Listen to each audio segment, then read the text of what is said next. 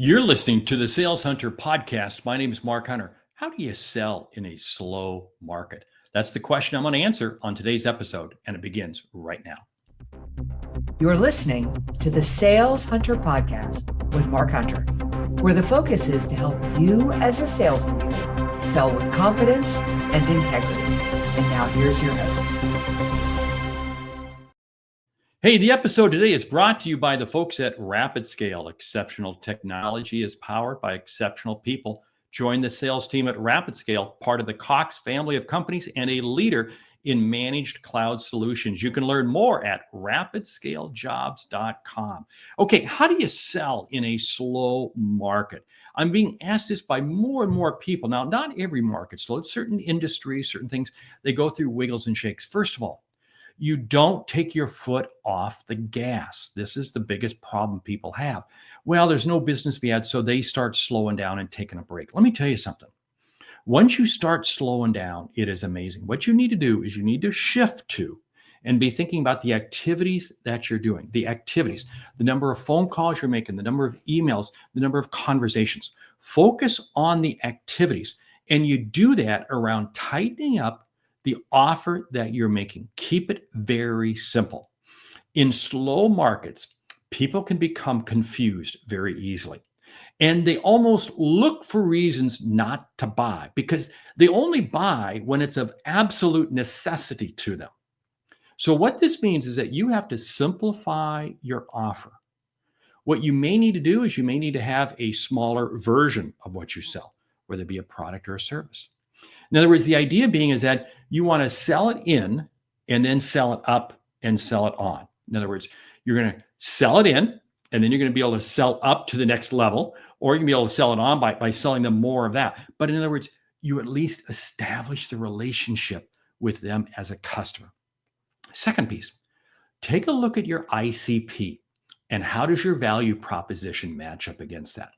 You got to make sure that, remember I said earlier, customers only buy in a slow market when it's of absolutely essential to them. In other words, what this means is don't go putting an offer on the table until you got the customer leaning in. You got the customer leaning in and they're in so much pain that they have to make a decision. Now, how do you get to that?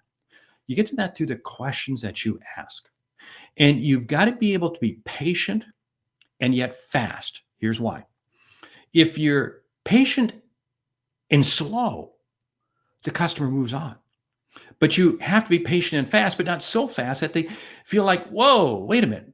For instance, I have situations where people will call me up and they're looking to join any of my online programs, whether it be one of my masterminds, whether it be online university, whatever it might be.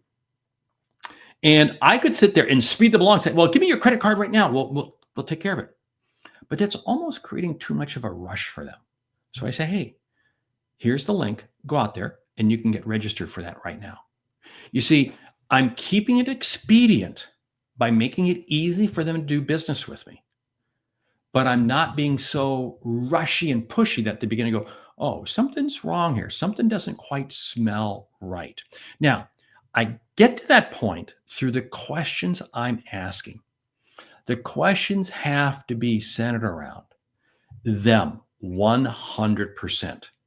Now, to help with that, what I'll do is I'll share a story of a customer that I've helped in their space, a customer that and what it does is it allows the customer to see them in that story.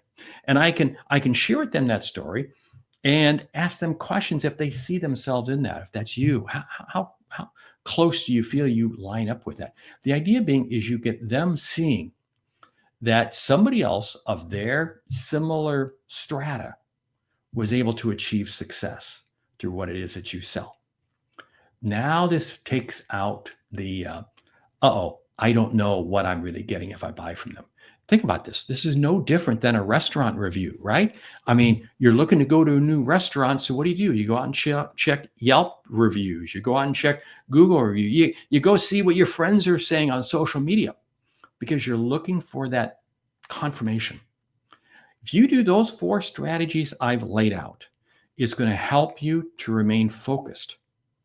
in a slow market. And that is the final piece I want to leave you with. And I'm going to unpack that right after I share just a little more from our sponsor. Rapid Scale, exceptional technology powered by exceptional people. It's part of the Cox family of companies and a leader in managed cloud solutions. Rapid Scale helps businesses simplify IT and unleash innovation. Join the sales team at Rapid Scale and get ready to earn recognition and enjoy top-notch rewards and benefits. Connect to work that improves lives, including yours. You can learn more and apply today at rapidscaledjobs.com. Okay, I said focus.